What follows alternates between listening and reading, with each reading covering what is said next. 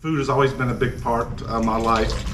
Family dinners and stuff, I got the proof here around my waist. I think part of it goes back to sort of what led me here. It's when about 4.5 years ago, I made my first cake from scratch. And just from the very beginning of the process, I remember putting all the dry ingredients in, especially the cocoa powder, because it was a chocolate cake. And when I was whisking it, the cocoa powder so light, it just sort of drafted up in the air and it just overwhelmed my senses. It's like I've never experienced that making anything else. And just from there, cooked the cake, and when I took it out, sliced the top off to even it and tasted that, and I was like, oh my goodness, it's like I'll never make another box cake. And from there, led me to here. Well, the first cake, like I said, it tasted great, but when I put the icing on it and decorated it, for me, it's like, oh my God, that's ugly. But I took it to work anyway because I didn't want to sit at home and eat it all by myself, and everybody loved it. But I still wanted that visual aspect because food is such a visual thing. So over the course of the next month, I made it 4 or 5 more times and watched videos on how to get the nice smooth sides, get the nice piping. And I kept taking those to work because I didn't want to become a new documentary on TV, My 500-Pound Life or something like that. And people started falling in love with it. And when I would walk into an office, hey, I've got cake for y'all, just to see their faces light up with excitement, that just helped me connect with them even more. And I was like, this is something I would like to do. And with the work I was doing, IT work, I did it for about 17 years prior to this, and a lot of the positions that I was in management were being consolidated, and the opportunities for growth were becoming more limited.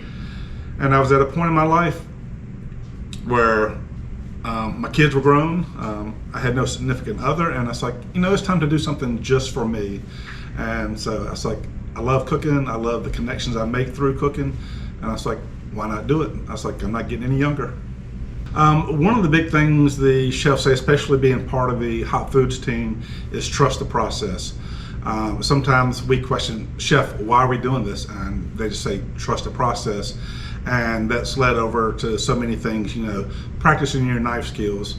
The more you practice it, the better you're going to be, whether you're in competition, in a cooking class, or working out in a restaurant somewhere. And just taking that and building upon it and just trusting the process. The more you do it, the better you're going to be, and it just helps with everything. One of the big things when I first heard about the team, I wanted to be a part of it. One, because I knew it would challenge me to be better. And for me, I'm at least 30 years senior to most of my classmates and teammates. And so my time in the field will probably be a lot more limited than theirs.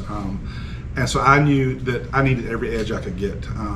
But in that process, the relationship I've built with fellow teammates has been one of the most amazing parts, and also with the coaches and the people that support the program. One of the things students come here is, hey, I want to go to culinary school to learn how to cook. And they get in here and they find out that they spend a lot of times more time actually doing paperwork, especially at home, preparing to do the cooking. There's a reason for that. The instructors aren't making you write lab plans, go over your recipes, just to give you busy work. It's a process because they're teaching you to be professional chefs. And when you go out into the public sector or private sector, you're not going to just be in a kitchen cooking. If you wanted to, you can just go down to McDonald's or somewhere like that, and they'll teach you how to cook. But they're not going to teach you how to be a chef and how to be professional to one day run your own kitchen. And I think that's the biggest thing. I learned, the first year, some of my lab plans would maybe take me 2 to 3 hours to do, and by the time I got to my second year, it's maybe down to an hour. But trust the process that they're teaching you to do that for a reason, and it's going to make you better in the end.